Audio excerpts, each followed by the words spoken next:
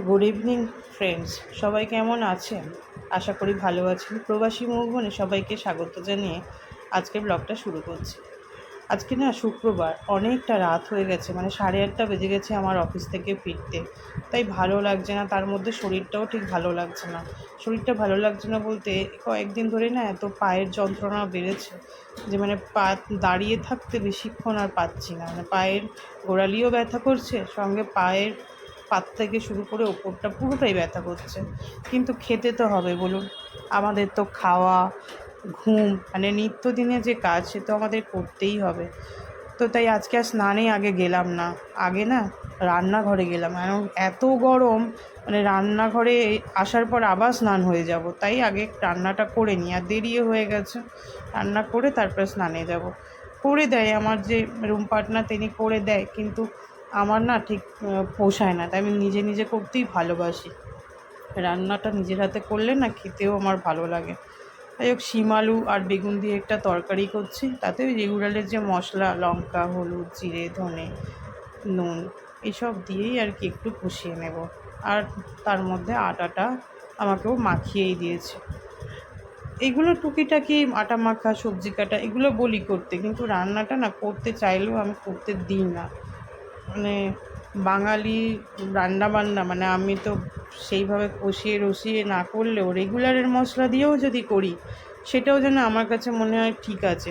আর ও রান্না করলে, রান্না করে মন দিয়েই করে, নো ডাউট, কিন্তু রান্না করলে মনে হয় না আমার সবজিগুলো মনে হয় তাকিয়ে তাকিয়ে রয়েছে। ও নিজেও বলে যে আমি রান্না করলে না আমার সেইটা ভালো লাগে না। দেখেছেন বন্ধুরা, জলের বোতলের ঢাকনা খুলিনি, জলের বোতলে জল ঢালতে শুরু করেছে। বললাম না ভালো লাগছে না, তাই মনটাও যেন ভালো লাগছে না। আর তার মধ্যে বাড়ির জন্য না মনটা কীরকম করছে। তাই রুটিটাও একদিকে করে নিই, ওদিকে তরকারিটা ফুটতে থাকুক, ততক্ষণে রুটিটা করে নেব। বেশি রুটি হয়নি, ওই 5-6টা রুটি, দুজনের তো রুটি, তার মধ্যে একটু সকালের পোলাওটা রেখে গেছে, মানে থেকে গেছে আর কি।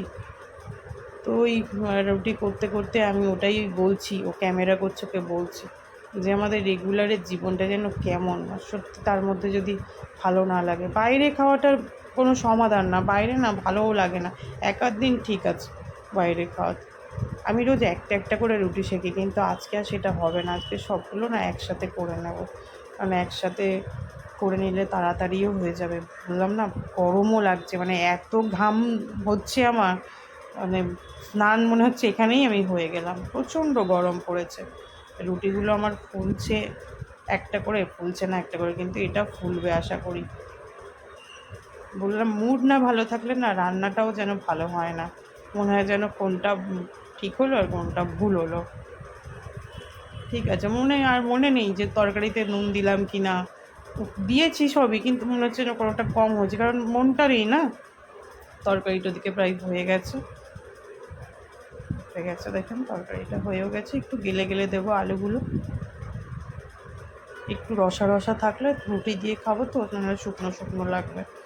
যাই হোক বন্ধুরা, আপনারা ভালো থাকবেন, সুস্থ থাকবেন, আমার সাথে এইভাবেই ভিডিওটা দেখে সহযোগিতা করবেন, এবং ভিডিও কেমন হলো না হলো সেটাও অবশ্যই জানাবেন, কারণ আপনাদের এই জানানোর ওপরে ডিপেন্ড করছে আমার আগামী দিনে আরও বেড়ে ওঠা। আপনাদের সহযোগিতা আমার একান্তই কাম্য। তাহলে এখানেই শেষ করলাম, শুভরাত্রি বলে। ধন্যবাদ।